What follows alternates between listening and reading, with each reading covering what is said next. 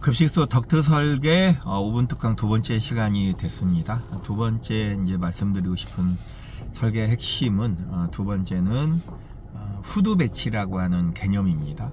그리고 후드 배치를 끝나고 나면 이제 덕트 경로에 대한 이해, 이렇게 두 번째 중심은 아마 이제 이게 될 것 같습니다. 후드 배치라고 하는 것은 이제 급식소 설계를 주방업체에 맡기게 되면 평면에다가 각종 필요한 주방 기구들을 평면에 나열을 하게 됩니다. 그럼 이제 후드 평면에 나열되어 있는 배출이 필요한 그 주방 기구에다가 저희가 이제 후드를 위치를 지정해서 이렇게 포진하는 것을 우리가 후드 배치라고 하는 것이고요. 요때 이제 생각해야 될 게 어떤 후드를 거기다 설치할 것이냐, 그리고 그 설치된 후드의 평면들을 입히는 작업들을 이제 우리가 후드 배치라고 하는데요. 이 후드 배치의 기본적인 원칙은 밑에 되어 있는 주방 기구의 가로, 세로, 옆에 폭에 150을 얹어서 후드를 포이식으로 배치하는 것들입니다. 배치하면서 또 측면 후드 공간까지 확보한다면 뒤쪽에는 여유 공간을 만들어서 이렇게 후드를 배치하게 되고요. 후드를 배치하면서 같이 병행적으로 이루어져야 될 게 어떤 후드로 컨셉을 잡을 것이냐 또는 디자인을 할 것이냐를 생각해야 된다는 겁니다.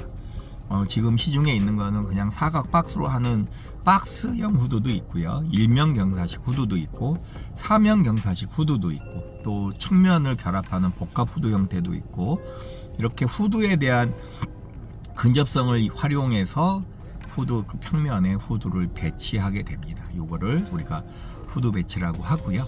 그 후드 배치 형태는 옆에 여기에다가 화면에다 올려놓도록 하겠습니다. 별도로 따로 삽입을 해서 후드 배치가 어떤 개념이고, 또 그 배치된 후드에다가 배치된 후드 평면에다가 후드를 어떻게 컨셉화 시키고 그 컨셉된 후드를 얼마나 다양하고 디테일하게 수치화시켜서 누구도 쉽게 주방 기구나 후드를 완성할 수 있게끔 하는 그런 샘플을 올려놓도록 하겠습니다. 이렇게 후드 배치가 끝나고 나면 이제 세 번째는 덕트 경로에 대한 생각들을 좀 이루어내야 됩니다.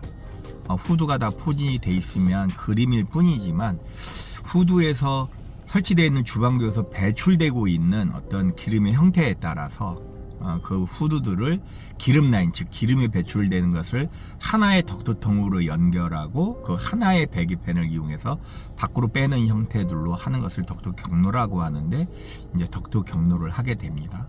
그래서 기름, 비기름, 또 세척 라인으로 나눠서 이렇게 형태에 따라서 다양한 후드 경로를 선정하게 되어 있습니다. 이렇게 세 번째로 중요한 건 후드 배치가 끝나고 나면 덕트 경로를 이해하고 경로 설계를 해야 된다는 것과, 덕트 경로 설계를 할 때 반드시 중요한 건 이제 PT의 위치, 어느 쪽으로 덕트를 빠져나갈 것이냐. 보통 이제 덕트 평면에서 늘 말씀을 드리지만 덕트라고 하는 거는 최단거리에서 빼야 되기 때문에 주로 건물의 중심점이나 끝지점 이런 데 PT가 존재하다 보니까 건물의 안쪽 깊숙한 것인가 사이드지만, 가급적이면 본설계에 있었을 때 급식소가 중심이라면 피트가 배기 성능에 너무 먼 곳으로 끌고 가면 그만큼의 성능 저하가 이룰 수 있기 때문에 피트가 가장 근접거리에 있었으면 하는 어떤 설계 방법을 선택해 주십사 말씀을 드리고요. 일전에 이런 대화를 나누다 보니까 그거는 건축에서 건축 평면을 담당할 때 잉여 면적으로 활용을 하다 보니까 주로 이제 화장실과 이런 쪽에 돼 있다 보니 피트가 가급적이면 가장 가까운 거리에 위치하는 것이 가장 유리한 형태의 설계라고 될 수가 있겠습니다. 그리고 덕트 경로를 만들어질 때는 세 가지로 나누는데 주로 기름, 비기름 라인, 세척 라인이고요.